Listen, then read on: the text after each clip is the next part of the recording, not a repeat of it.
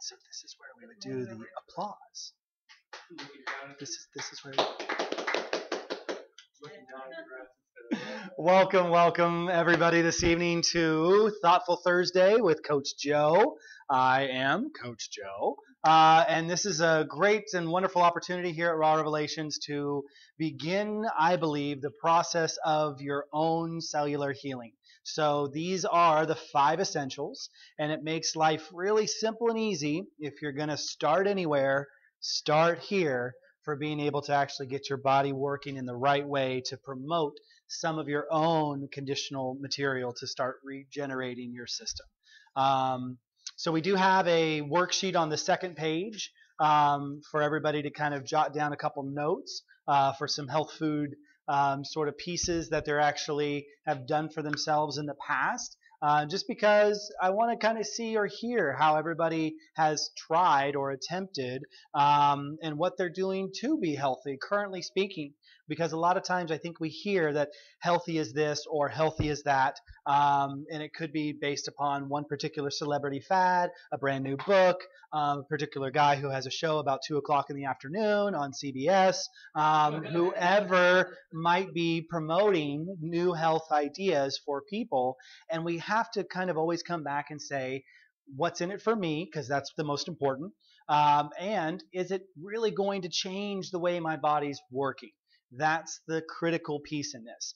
Healthy's great, but if you die trying to be healthy and it was way too early and you didn't see anything coming about it, you were trying to do, then you were doing something that obviously wasn't helping your body on. We want to reach optimum health and wellness, which means that we are never in a hospital. We don't get sick. Emergency medicine is the only reason a doctor would ever touch us. And that's something that shows that we are into the understanding, come on in, yeah, help yourself, in order to actually bring about what I believe is possible. So just so everybody here sitting at this crowd understands, I have pledged myself to live to be 126 years old. That is my game. That's what I'm doing. That's why I'm doing this. Everybody always asks, what's the point? You live, you die, who cares? Where are you going? You know, healthy people end up in the hospital too. Yeah, you're right.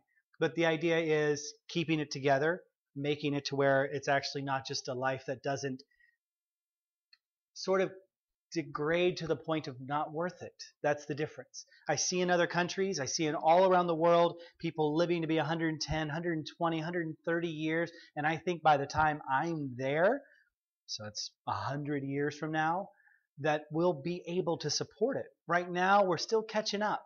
We're still using the last 100 years worth of medicine, and we're seeing the new advancements come together. But this is a way to start with the 5 basics for you in order for you to get your health in order. So if everybody's had the chance to put in a couple items, or they can speak freely. So one of the things, hi, my name is Joseph, and I by chance love coffee. So 3 days ago, I said no more coffee. I am trying very hard to maintain this. I've gotten past the first body physical addiction. Now the great part is I'm moving on to hopefully substitution, finding ways around it, and living without coffee. So the one healthy thing I'm attempting is the dropping of coffee and caffeine sources for the time being. So I'd love to hear what everybody else here is actually doing for their health. One thing, Evelyn. Trying to get back to the plant-based diet. Plant-based diet. Fantastic. Okay. Diana, one healthy thing. Oh, Eating salmon? Uh-oh. Oh, omega-3s. Okay, so you've got it on a mindset in there. Sandra? Well, you know, I've always tried to do the right vitamins and the right supplements, but it's kind of intimidating, and I've always found it hard to find the right ones and do the right ones. But you know, I'm meaningfully engaged, and that's one thing. That's the first And step. it says here, found yourself returning. But the other thing that I did that was very helpful is I became a Reiki healer, and I use that on my mom and myself. Yeah. And your own practice. anything Yeah. else for me. No, I did that. that's amazing. That's a wonderful again, I'm a work in progress as well too, and it's because I started working on my health that I now go out and try to help other people work on their health. So I 100% see that being as a great piece in this. Phil? We worked together on this. We've been using magnesium. Magnesium, okay. And we started using it in the evening before going to bed. It's been giving me more peaceful sleep. Fantastic. She's wondered whether it's affecting her fiber a little bit. But I think we're both doing that. And the other is the MSM. Fantastic. So anti-inflammatories and magnesium. I like that. And of course, we're just sharing a few moments here. Am I saying it right? Sinead? No. Yes. What's that? Val? Your Facebook is what's the word on your Facebook? Oh, no? Okay. So, Val, something that you're sharing that you're doing healthy for yourself.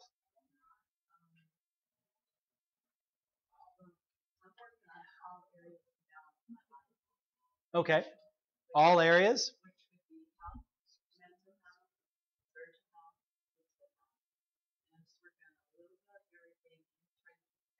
Fantastic.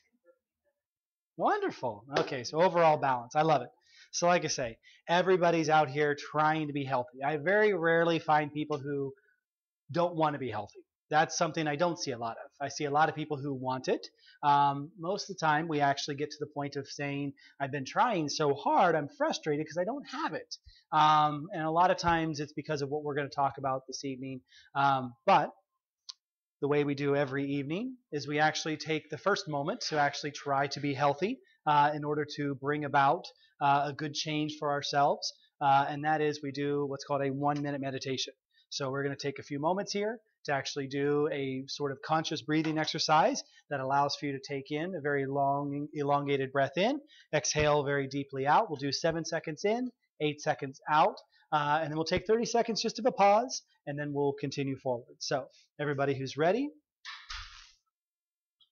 1 second here.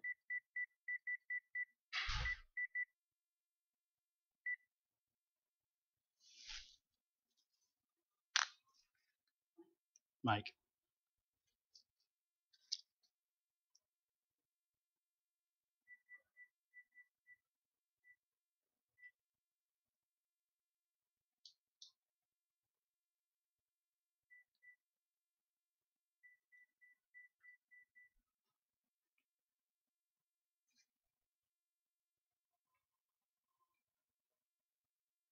Fantastic. All right, so going back to it, we're going to take 7 seconds of breath in, 8 seconds of breath out, 30 seconds, we'll do that twice, and then 30 seconds of nothing. So 7 seconds of breath in, and 8 seconds of breath out. All the way down.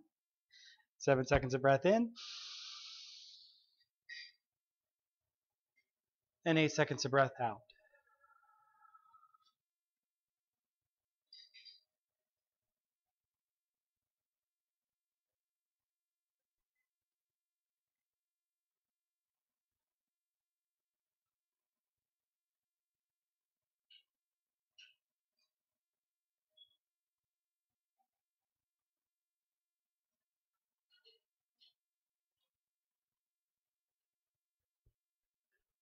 Very nice. Thank you, everybody, for sharing in that 1 minute of peace and happiness. And it was free, no charge. So do that as much as you possibly can for yourself. One of the best things when it comes to overall balance is to be able to actually take a moment, take a break, give yourself an opportunity. Last night, detoxing from caffeine, major body pains. I had to finally sit back into the tub, relax, just let everything. And I still have, some junk here, and it's interesting. Your body is affected by everything you do. So don't second guess yourself or shortchange yourself on the idea that one little thing out of line of what you know to be healthy and true is something that is okay. It sets up a pattern, sets up a routine. And that's where these deficiencies, I think I was kind of put the line here at the beginning of the talk. It's the everyday deficiency that creates the chronic illness. Kind of came to me right before I started this class. And I was like, that's the problem. Everybody thinks, no big deal. I'll go without a little bit of, one of the 5 essentials. Today, you may not feel it. But it's the idea that it's that pattern, that routineness of being in deficiency state that actually lets a chronic illness begin and develop. If that wasn't there, me trying to reach 126 years and saying that that's an easy thing, probably not. But the idea is when I get there, I hope that everything's working and doing what it's needing to do. And I know that there's definitely a piece in this to where we actually can feel that we a lot of times tell ourselves exactly who and what we're going to be. So if you want something, start telling yourself now what it is you want.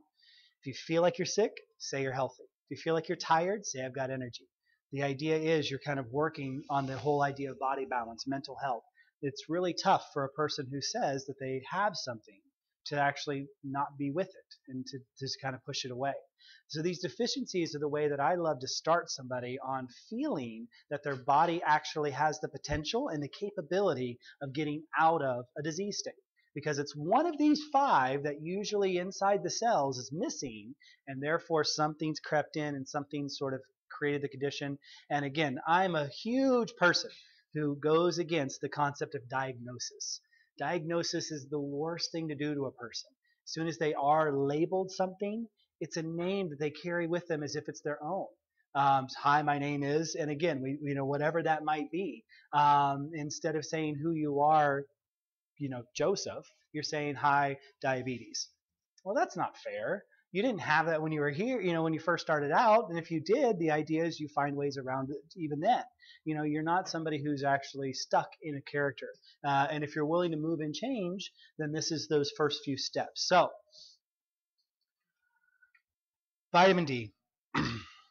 Who here has a known vitamin D value? Anybody know their vitamin D?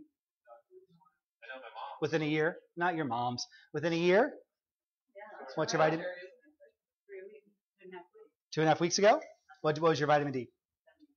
76. Congratulations. Hey. So We were both between 60 60 and 70. and 70. Excellent. Good job. So anybody who's sitting here and not knowing that number, vitamin D is one of the most critical nutrients for actually beginning the healing process, not only in your cells, but in your actual DNA. Vitamin D is this amazing molecule that everybody calls the sunshine vitamin. And the unique thing is that we're supposed to be able to get as much as we need from the sun without any issues. Sad part being is that we've started showering routinely. We no longer allow the sun to even touch our skin by putting on a lot of sunscreen, and therefore we're not producing the right vitamin D that we actually need to go back into the body. So it's very important to me when it comes to starting the healing process that when I see people who are getting into the 60s and 70s, believe it or not, that's my minimum. That's where I want you to where, you're just now getting out of the woods, truthfully, and it's starting to open up a little bit. When we see, because really optimum health and wellness for me goes in between 80 and 100. The body really does something different when it comes to appropriating vitamin D across the cells. So vitamin D is very critical because not only is it actually DNA protective and cellular protective and promoting regeneration, but the idea is it actually will create the conditions for your immune system to function. And this is where we get into the realm of being anti-cancer, because that's all your normal natural body is whenever the immune system's operating and functioning properly, is you are naturally anti-cancer. That's the beauty of who we are. When cancer comes in, something was missing. That's the problem. We can't really correlate this right now with sort of the mass population that we have in the country. So it's very critical to go through this stepwise process. So if you aren't knowing your vitamin D count and you're not testing this, at least on an annual basis, get some testing. It's a really simple test. Ask for what's called the 25OH value. That's the active form in the bloodstream. because vitamin D goes through a lot of changing processes when it gets digested and used inside the body. So vitamin D2 doesn't help you. Vitamin D3 actually doesn't help you. Vitamin D25OH is the 25th hydroxyl activated unit. So that's the one that we want to test for. So a doctor can help you with this. If you're going to a primary care physician, if you're going to even a naturopath, ask for this test. If you can't get somebody to help you with that, we have in-home testing kits that can help you find this number out. So the unique thing though is that what happens when we start to see vitamin D increase, allergies diminish, asthma diminishes, immune system starts to function, cold duration starts to decrease, skin starts to heal faster, cuts start to actually, to mend quicker. Any kind of deep depression issues start to alleviate. So that's where we're seeing the ability and the benefits of vitamin D when you finally get the levels up to say, hey, life is good. And again, sunshine vitamin on the inside, sunshine vitamin on the outside. Bruising is another one that we see a little more connected to cholesterol though, because vitamin D doesn't actually stop bleeding, cholesterol does. So a lot of times we see that in people who are actually deficient or their body doesn't have the right types of material to help form clots. Again, we'll get into the evils of statins later. But the idea is that actually to develop this process for yourself, that vitamin D might be that first unit to really change yourself. Now, here's the thing. You may not feel it. That's the sad part about vitamin D. It's great to have a large amount of it, and it might be fantastic for you to get it in the bloodstream, but it may not be one of those things to where, say, having a 77, that all of a sudden you step over the line of 65 and you're like, I feel amazing. But your body will start to give you the indicators that, yeah, it's happening. Something's changing, and if all it is that you're not allergic to your cat anymore, great. We had our talk about being allergic to allergies and developing that. And vitamin D is a very critical first step.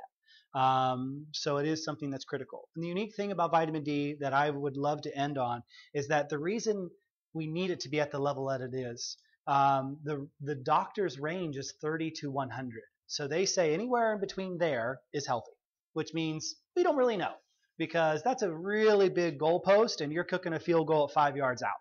So wait a minute, we can narrow this down a little bit better. I've seen people start their actual healing process. 65 seemed to be a big factor when I started seeing people get up to 80 to 100. Now here's the scary thing. Everybody talks about the idea of what about toxicity? Yes, it's true. It can happen, but that's usually at anywhere above 200 to 250 nanograms per milliliter. And all vitamin D toxicity usually is, it just means that it's not going to the places where it should and starts being left and deposited in places where it kind of has no function. So it's not like arsenic or lead toxicity that essentially when you get just above 1 or 2 nanograms per milliliter, then you die. The idea is your body goes, this is too much, I don't know what to do with it. We don't want that. We want it to all be used properly. But the reason we want it to be high is that when you get sick, when you have a traumatic injury, when you just get really stressed, stop sleeping for a couple nights, anything, vitamin D starts to lower. So we don't want you to be at a level that's not sufficient for your body and then have an incident to where it lowers even further, because now you're in more of a concern zone here. Yes, what's your question?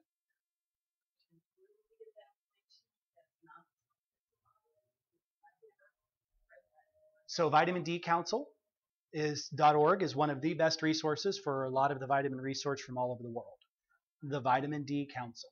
Yeah, fantastic group of individuals really pushing the limits. They have a wonderful article that actually shows that they were able to bypass the mood enhancement effects of 25 other antidepressant drugs with just vitamin D.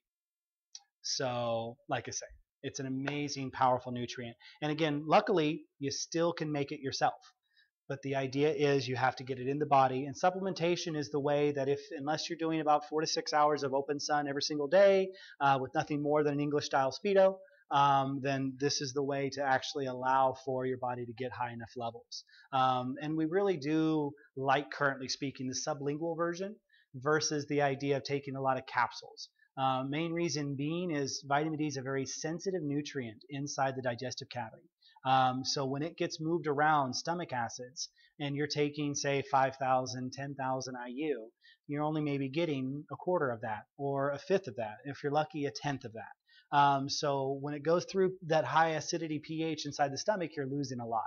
This is sublingual, goes directly into the tongue. It means it's entering the bloodstream, and then your body's using it in the protected manner that it normally would, because that's how we would get it through the skin, is it would be right absorbed back into the bloodstream. So it's one of the best systems that we've been able to find, and getting people up to that level. So like I say, vitamin D is fantastic. It's really one of those critical first nutrients, and I think it starts the process for getting people out of chronic disease state especially. So like I say, I talk fast, but there's a lot of info. So that's one of those things. Just let me know if anything pops up. Don't hesitate to actually throw out hands and say, hey, wait a minute, explain that a little deeper, because I want everyone to go home knowing why 5 essentials.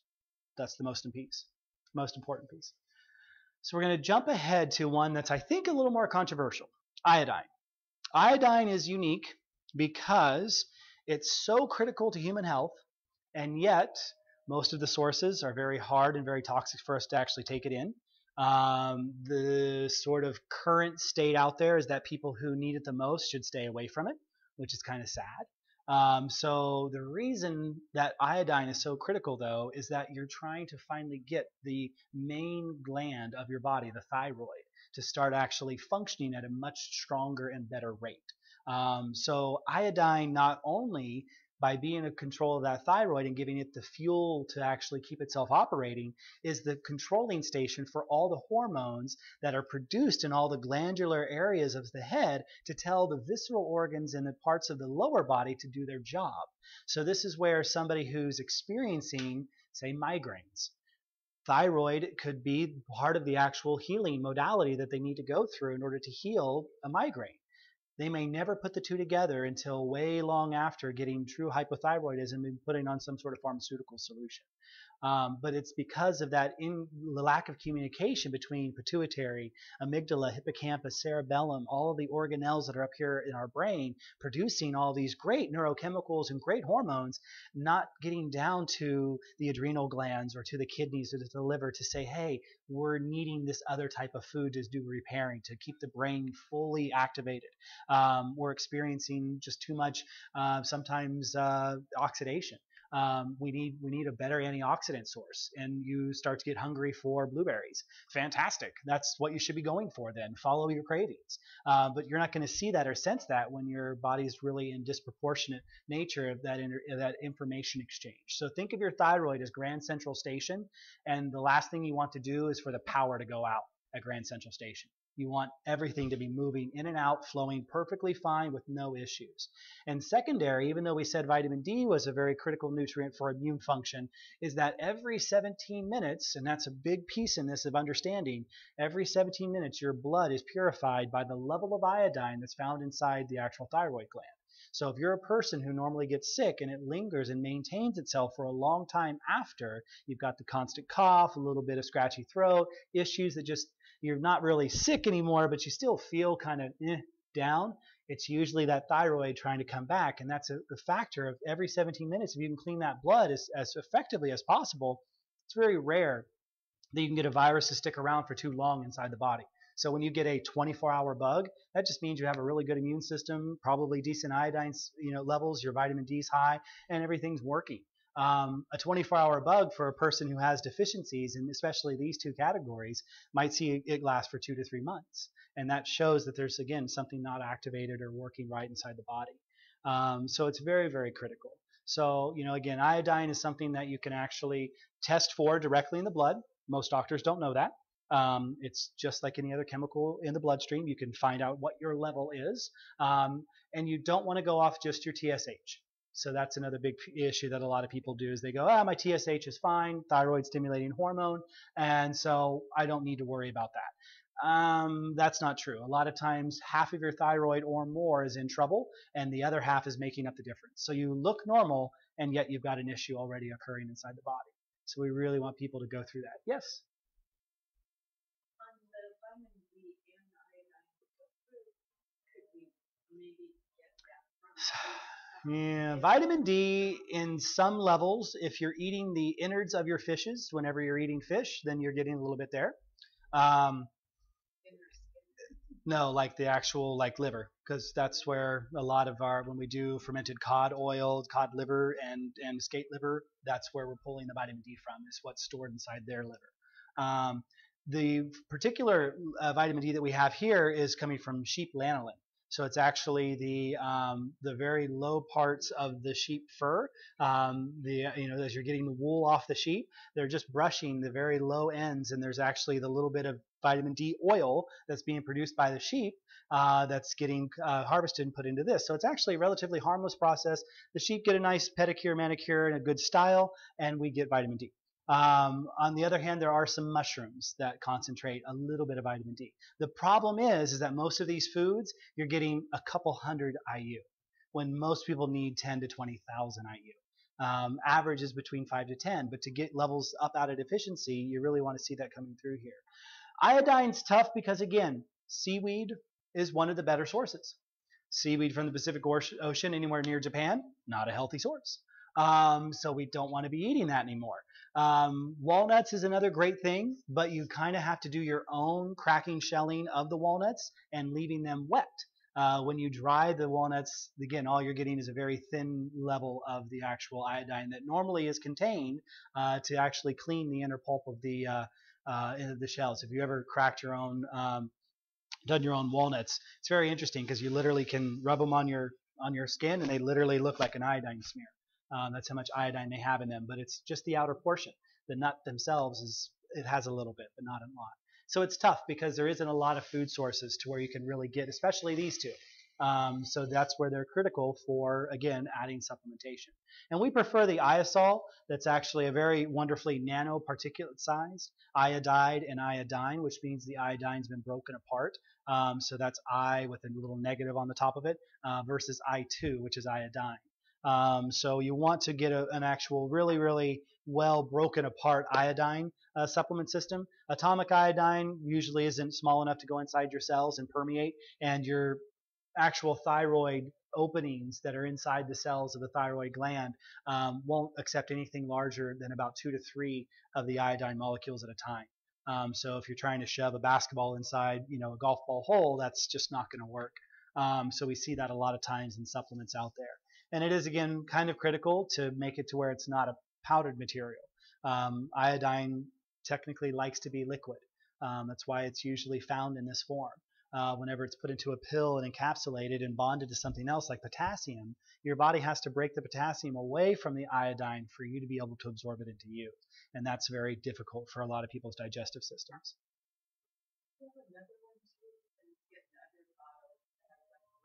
The same material, just different label. So iodine's fantastic. And the other thing, like I say, to kind of finish off, most people, like myself, again, I never really used caffeine for energy. It was more just it's the best tasting flavor water I've ever had. So it's just one of those things. But for a lot of people, energy is actually connected to your iodine level, because that thyroid gland is telling all those organs, again, to put out their best metabolism. So when they're functioning properly and they're getting the right signals, then everything else starts to work very effectively.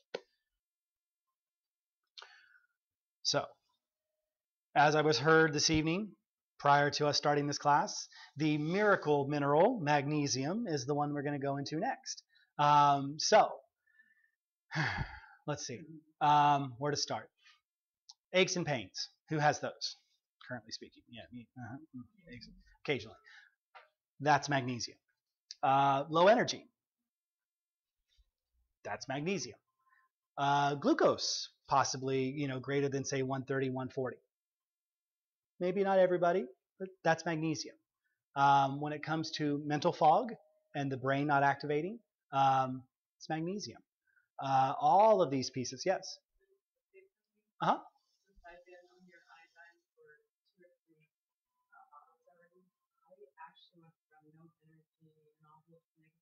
Uh-huh. Yeah, good.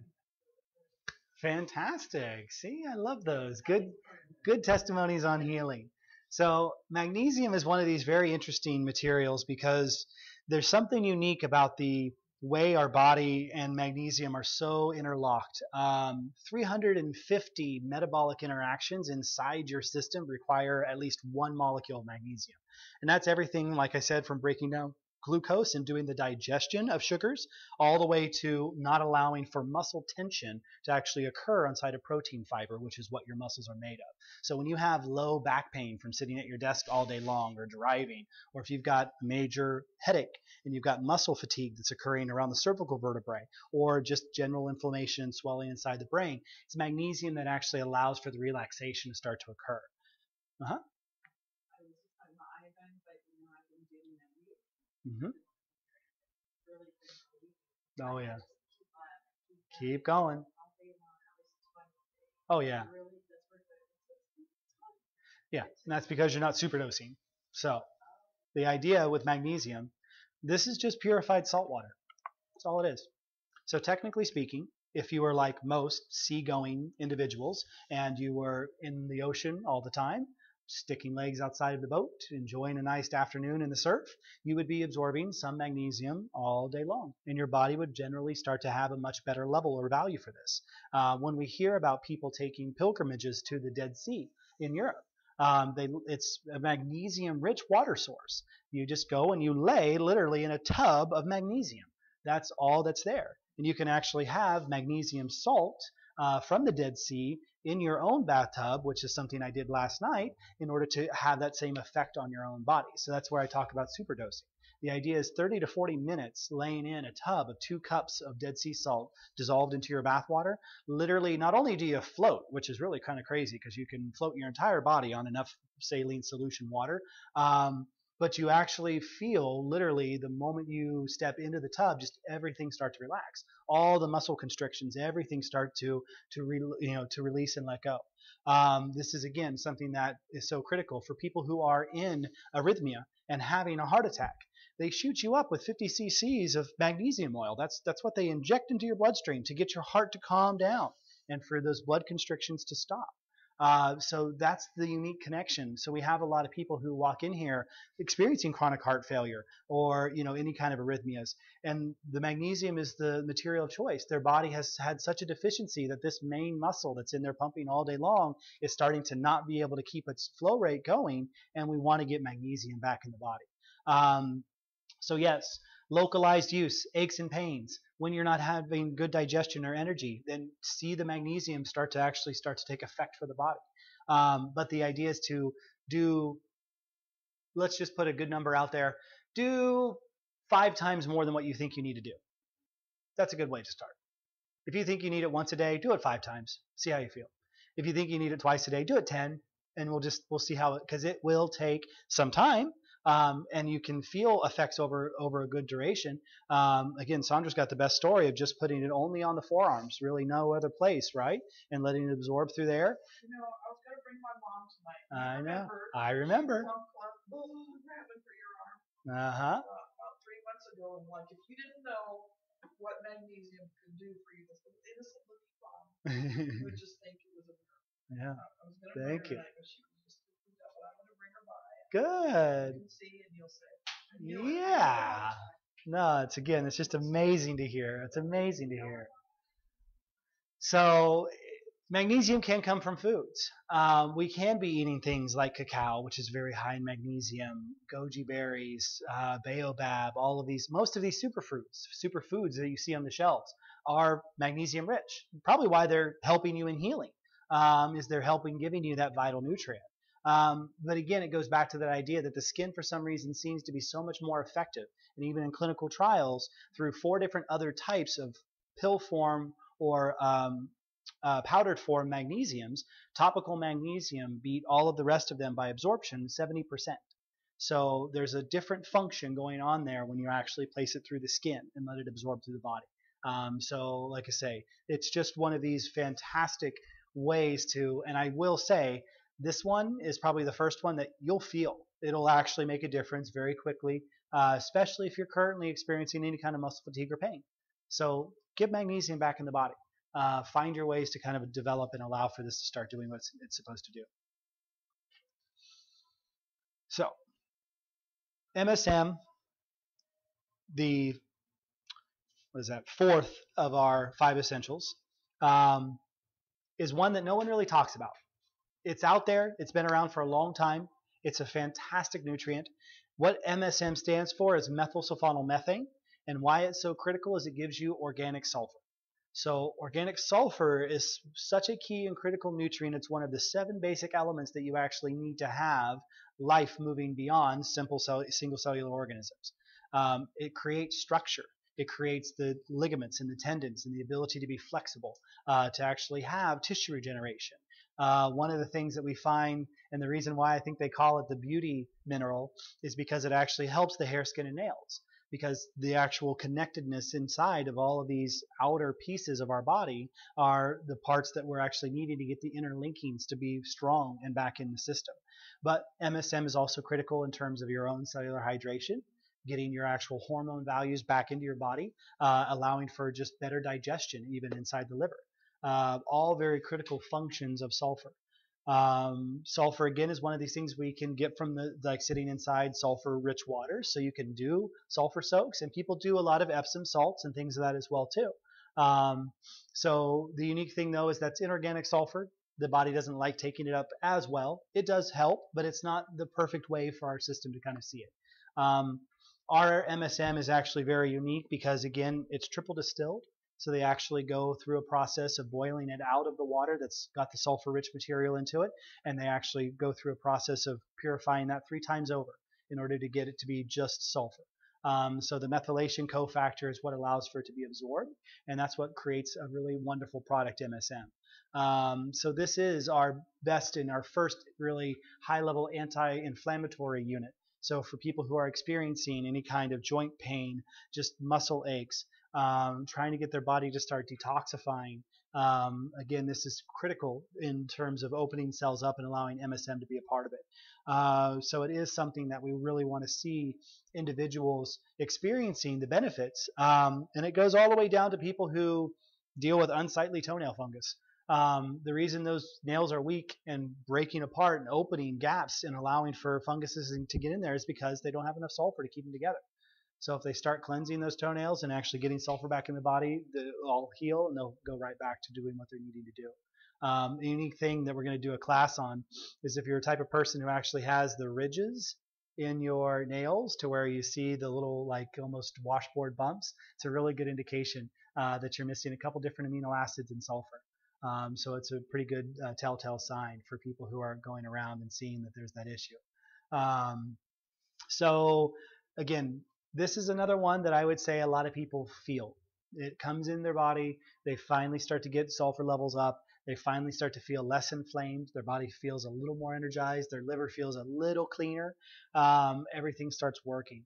And you can use MSM in a way that's a little more functional. So if you'd like to talk to me on specifics about how to use this in the way that it's best for your individual body, let me know afterwards, and we'll go through a couple of the nice steps there.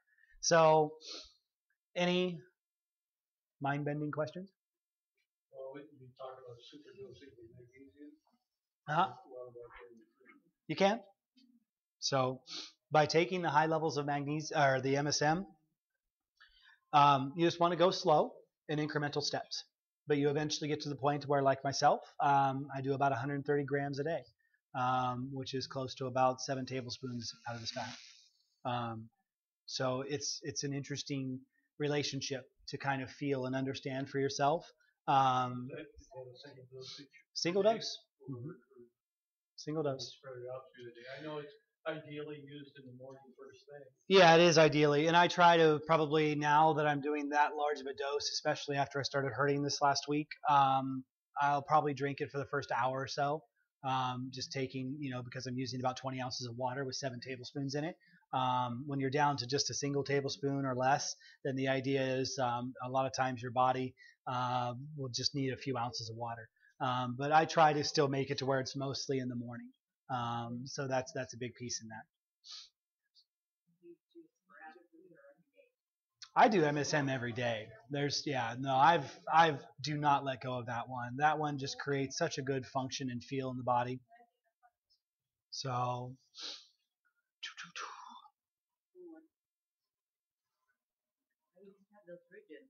have them anymore. Hooray! Isn't that cool? Yeah. I saw love my doctor this. And she looked at my hands carefully. Uh-huh. And It's like we looked at that, and also the whites. the whites, the protein, the cuticles. Yeah. So lastly here on the 5 essentials, we're going to speak about omega oils. Again, something probably everybody's heard about. Maybe not to the depth of what they really needed to kind of understand it though. There are a lot of omega oils. We mostly hear about 3, 6, and 9 probably because they're on a lot of labels. But there's omega-5, there's omega-7. There's actually omegas all the way up to, I think right now we have somewhere between 40 and 50. We just don't know the names for them. We're not producing anything with them. We just don't know why they're there. They're just there. Again, it's kind of like B vitamins. There are so many more B vitamins than what we actually have listed and labeled and tagged, but no one's looked into them yet. So if you guys want a science project, homework for this weekend, go and look at some omega oils and find out what omega-28 does, because it could be cool. It might get you Nobel Prize in medicine or something. Who knows? But the idea is for everybody who's here, omega oils are the protectors of a lot of the cellular systems in our body. So when it comes to degradation and breaking down of cells, it's the omega oils that do a lot of the shoring up. And we mentioned earlier, I think we talked about the idea of bruising. Bruising very commonly is actually caused because there are tiny capillaries and very small blood vessels inside our body that whenever we tap into something, corner of an item here, not even thinking about it, we get a breakage and the breakage leaks out underneath the skin. That's what a bruise is. When you see that happen very easily, meaning I know people who you can literally just put slight pressure on and they will bruise immediately. The cholesterol levels that are in there to hold the cells together, which is where omega is one of the best doning sources for cholesterol, is something that we can actually see be a big part of people not having this occur. So when you see that occurring routinely, we really want to try to find a way. Now, the only caution, always there is a caution on this one, is omega oils are thinning. So they will thin the blood. So if you're on a blood thinner, please, please, please don't do large doses. They're still great as protectants, but the other thing is maybe we can find a way to, reduce your necessity for the pharmaceuticals and get you on a natural blood thinner like omega oil, which is health protective instead of actually sometimes health detrimental. Where I'm with my eye, Uh-huh. thinning the blood Mm-hmm. causes them to leak. The leak, yep. And I gotta stop, start treating that. Interesting. So you've got a little bit of a catch-22 there on the omega oils. Yeah. But the idea is if we see your platelet count doing what it's supposed to do, and we can find a way to be anti-inflammatory with things like turmeric and goji berry and aloe vera and all the great anti-inflammatory plants, gingers and all that, then a small dose. The idea is that for a time I was doing somewhere between about 50, 60 grams of omega oil a day to see how it felt, to see what it would do. And again, it really does help the body feel lubricated and functional and very protective. But the idea is, I noticed the blood thinning starting to happen for myself. I think there might be something different about the fermented system versus just the standard fish oil pill. And that's the other thing that I still really haven't gone or found anybody else who's gone deep into to understand. Most people don't even know there's a fermented oil product out there for omegas, let alone that they can see this. So I don't know if they've ever done a comparative study to see the effects, because I think taking that many grams of just pure fish oil, it just thins the blood to the point to where I feel benefits off of just 15 to 20 grams a lot of times of just regular or the fermented fish oil, to where I used to be taking 3 times that. So it's unique because we're really wanting to understand our own personal body, and that's where you wouldn't want to go too high in those particular omegas. And again, I think that's a lot of times referring to fish oils.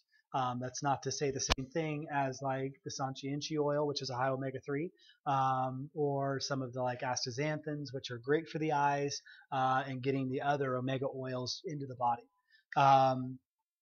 But the big thing in here is, again, if you've got the achy joints, if you've got creaky, knees. If you're, I always can tell whenever I don't take my oils that I can get this routine pop in my ankle.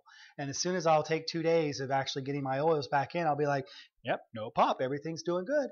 So it's unique when we're trying to understand ourselves what's going to give us the best indicators for who we are and how we feel. So, yes. When I give blood or I try to give blood, Mm-hmm. without spin out my blood where I can't really get my numbers up, or does it have anything to Giving blood doesn't thin your blood. Oh yeah, if you hyperdose your omegas before you try to go get blood and it's too thin when they go to test it, then they won't take it from you. Yeah. Well, I mean, the biggest thing is iron. Iron, correct. So anemia, yeah, they don't want anybody with heavy anemia. But again, very hard to do that. Like I say, if you're like me, I was doing somewhere between like 6 to 10 tablespoons a day of fish oil, drinking like literally quarters of a bottle. Again, I'm kind of weird like that. I sort of play around with me and see how it works. What's that? Average for an individual is about 10 grams, 5 to 10 grams. So if you're looking at teaspoons, that's probably somewhere between probably about a tablespoon a day. The fermented, I've actually say the recommendation is a little bit reduced. So somewhere between probably about a teaspoon to 2. So you can see really big benefits. Again, the absorption rate on the fermented material is just so much higher because it's already broken down. It's enzymatically been pre-digested, so that way when your body gets a hold of it, everything absorbs very effectively. And it's nice too when you have a high quality omega source, because they're going to give you some of the other fat essential vitamins we already talked about. Vitamin D is again a big piece in this. So that's a big help when it comes to finding other food sources and other ways of getting vitamin D back in the body. So as Mike and I were talking about the 5 essentials, he's like, wait a minute, Joe, there's actually like at least 6 essentials. Maybe there's really 7 essentials. And I go, okay, you're right. There's actually a ton of great things to be doing that I love to just focus on these 5 basic. Main reason being these are the ones I see most often deficient. But it's unique because I'd love to mention that get a good source of vitamin C. Get that for yourself. Have it available. I know it sounds crazy, but actually I have a little bottle that just has a picture on it that shows the first time that my son got sick. It has a little sticker photo, because it was just he was feeling really crappy the very first time he got his first like nasal cold, and he was 4 months old, and we're like, what do we do? He's 4 months old. Like, okay, well maybe we'll just give him a little vitamin C because that's supposed to help, and we'll see what happens. And the kid literally bounced back in 2 days, and we're like, hey, this is great. So it just always reminds us that for a lot of people who struggle with routine infections and getting their especially upper respiratory infections, vitamin C is something that you want to have in the body before you get sick. It actually works as an antioxidant. It does a great job at protecting all of the immune system in the brain. And again, vitamin C works as a sort of secondary soldier when you see it. We use Camoberry. We find that that's one of the best so far that's being produced on the market. There is one contender from Australia, currently speaking, that's actually probably going to take the place of Camo for being the highest vitamin C donor. But the, again, concept here to understand is that this is thousands of times greater than an orange. Not just a little bit better, but thousands of times better. So when it comes to high quality vitamin C, it's even affects your mood. It boosts serotonin. Again, it's an antioxidant. It releases inflammation out of the brain. It finally allows your blood to not be so oxidized that you can experience mental fatigue. Vitamin K, very essential to have in order to actually protect your vitamin D and actually allow for the absorption rate to be increased of your vitamin D and the functionality of it. So the way I always talk to people is vitamin K is kind of like putting the helmet on top of the football player before he goes out onto the field so he can play the game without getting hurt.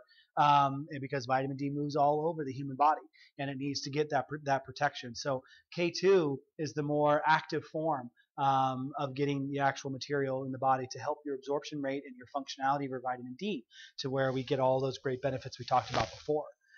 Selenium is the cofactor unit for iodine. So it's very critical to get high doses of selenium in the body, not too high in one day, but over time.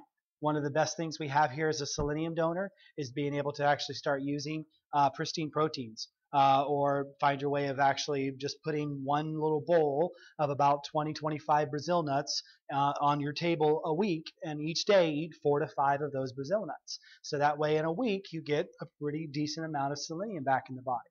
So if you're making a shake or smoothie, a green drink, or anything of that nature, highly recommend you taking a little bit of the pristine proteins in order to see that you can actually get selenium values getting back up in the blood. So again, very wonderful because it works with the iodine. It helps the absorption rate. So it really allows for that overall better processing of the other 5 essential that you're taking on a routine basis. Choline is something that we're seeing so much more important these days. Choline's this beautiful cofactor that works on all of this great gray matter and the limbic system of the brain, the actual memory designation inside the body. So when you're a lot of times having troubles with memory function, it's a lot of choline deficiency that's occurring. We used to get this out of really good high quality grass-fed butters. That was one of our best sources. Then butter became evil and we switched to margarine, which killed us. And the funny thing is now we're trying to struggle back to getting back to the actual idea of eating real butter again. But choline's found in sunflower lecithin. So it's found in eggs. Again, another evil guy that was out there trying to kill everybody from heart attacks. And yet it's a brain nutrient. Why do we think we experience now so much issue in terms of mental degradation, Alzheimer's disease, and the ability to not control overall memory function? We just call it part of the aging process. But if you look at the interviews with people who are 100 plus years old in China, they have no memory problems. They have perfectly good functionality, and they can remember everything that technically has happened to them in their lifetime and tell you the whole story of it. So there's something going on here that's very different, and choline could be a huge factor for that. So it's definitely one of my, man, if you can get there. 5 essentials first, but that's a fantastic way of actually enhancing, especially if that's one of your biggest concerns. Again, that's the beauty of doing, health and wellness is whatever your biggest problem is, start there. Let's go. Let's get it all kind of moving through the body. Yes? Would ghee have choline? Ghee has choline in it, correct. So then I mentioned vitamin B12 this time. I mentioned that because I find a lot of people who, again, are using stimulant energy instead of metabolism. And vitamin B12 is what actually allows the body to break away and open up for a lot of ATP production and to get cellular energy back in the body. The big thing about B12 that I would say is the greatest takeaway from this evening for B12 is the idea that it's a methylated B12, which means that it's ready for human absorption. That's the most important concept there. Methylation is a key piece in this. I almost put methylation in as an honorable mention because we have the TMG product, which is great for adding methylation. The MSM has methylation. You really want to be starting to focus on that for detoxification and nutrient absorption. So I left off silica. Like I say, I was told to just expand the list here. I went to 10. Then I was like, well, there's actually 11. Oh, wait, no, there's really 15. It just happens. But silica is a great one as well, too, because sometimes I switch 12 in, and sometimes I put silica in. Silica is one of these great nutrients. It's what keeps us flexible. When we're born, we're actually about 70% silica and 30% calcium.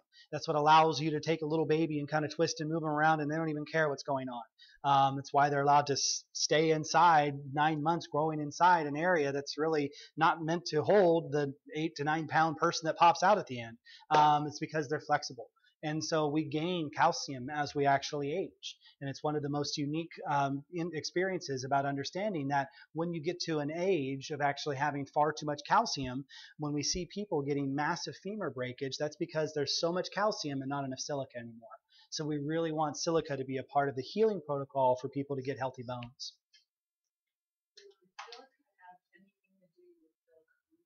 It is technically what silica comes from. Silicone's a byproduct of it, yes? My sister-in-law had a leakage and it's been horrendous for a couple years. Mm-hmm. She tells me, I was taking silicone regularly. She told me, don't take anything that says silicone, whatever. No. Silicone's a plastic. Yeah, silicone's plastic. That's something they make from silica. And that silica is a wonderful nutrient. We all need more of it. It's part of our building block. It's what allows us. Like I say, if you really want to understand the power of silica, type in on YouTube, sulfuric acid meets femur bone.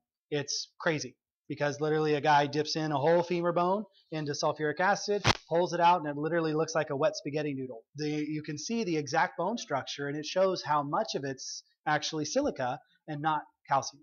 So it helps you understand when you really get to, you're like, wow, I thought it was mostly calcium. No, lots of calcium means you're brittle just like a piece of chalk. Lots of silica means you're flexible, you can actually withstand a lot of the movement, and that's why we see in a lot of countries where they have milk supplementation guidelines for the idea of healthy, strong bones, we see the highest level of actual breakage in those countries. So that's a big piece to keep away and take away from here. So I should have had 11 in there, dang it, because I'd spent a whole time there talking on silica. Yes, go ahead. I'm having problems with my thyroid. Uh-huh. They put me on 2 different ones. Okay. And I go back, take tests again. Mhm. How does that affect my iodine that I'm taking now? If you're keeping your iodine low, then the idea is we're just allowing your iodine to maintain some functionality. Most of the thyroid medication, again, I have a talk, that's entirely on hormones and especially focusing on thyroid. That goes through the whole understanding behind most of the medications there to kind of shut down the function of it. That's what they do because your thyroid senses blood volumes of hormones. So when you're taking a pill that gives you the hormone, then the thyroid doesn't think it has to produce it anymore. So you're shortchanging yourself when it comes to healing. So when people are on thyroid medication, it's a stepwise process to kind of unravel and get it to where their thyroid's functioning on their own. And then we sort of see the need and dependency on the pharmaceutical to be dropped away. But it is a process. It's something where, again, healing active thyroids or it's healing under active thyroids and creating active thyroids is something that we don't do overnight. It's definitely a part of a healing modality that takes a long time. But if you're just starting the medication, you're probably going to see a lot of irregularities in the numbers. So when they are testing, I highly recommend you, instead of taking a prescribed pill, telling them you'd prefer a compound pharmacy. Because what they'll do is they'll actually make a mixture for you that's specifically designed for your levels of the actual thyroid hormones, and then you won't be just on the plain Jane sort of tablet that everybody gets regardless of who they are. They'll say, hey, listen, we took your test results, we saw what they are, we're going to add this much of this one, this much of this one, and it can be flexible with you, and it'd be actually part of a healing system. I've never seen someone heal off of prescribed thyroid medication. I have seen people come away from actually healing on compounding pharmacies because it lets some of the functionality still be a part of their body. So that's a big piece in that. Are you still taking iodine? Are you taking that one too? So I would, because that will not allow for the functionality to cease. So when you're experiencing hypothyroidism, what we don't want to have is the complete thyroid shutting off, and where you're not getting any function at all. So still work with it, but it is a cleansing process. It's a detoxification process. Again, that gland sucks up so much material from the bloodstream, and it's very critical to actually pull all of what's being absorbed by the thyroid gland from the tap water, pharmaceuticals, and foods and things of that nature, and getting them out of the thyroid so it can go back to functioning like it should. That can help as well too in getting your thyroid to be a little more balanced.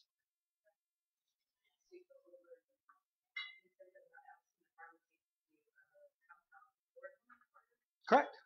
So if you're on thyroid medication, so of the thyroid hormones, so they can actually mix particularly just for you. That's one of the benefits, at least, of a compounding pharmacy. So that's nice. Usually it is, actually. Again, it's still a true pharmacy. It's actually more of the old school 1900s, turn of the century pharmacy shop, SHOPPE, that you would go to in order to actually get your medicines mixed for you. So whether you were at that time getting whatever the local herbs were in the dried containers, or the idea of using homeopathics. Like I say, it's kind of unique. This country ran on homeopathics before 1913. That's all we did.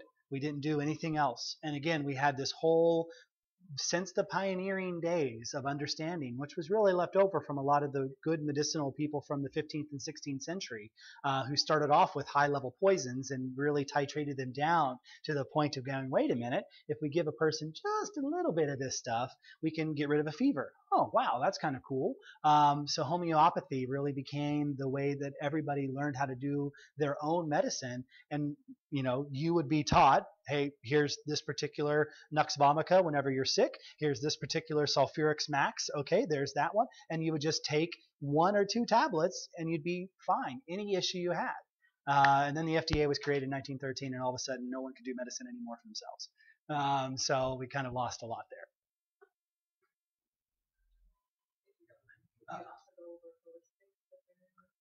Yeah, of course. It's very different. Again, homeopathic's nice. It's a great avenue inside holistic health because it takes into account how a person feels. The problem with taking, say, 500 milligram or 1,000 milligram of ibuprofen when you're hurt is that you're going through a process inside your body that's creating, whether it's joint inflammation, muscle inflammation, brain inflammation, something. And the idea with holistic health a lot of times is, where did this come from? Like what was happening? Well, I got to work. I got 4 phone calls. I was yelled at by, the guy next to me to get out of my lane or whatever. Something stressed me out. Blood pressure rose. My sugar dropped. Everything changed about my body. And so I developed a headache. Holistic health is much more in this idea that, well, there's so much more going on than the idea of what an ibuprofen will solve.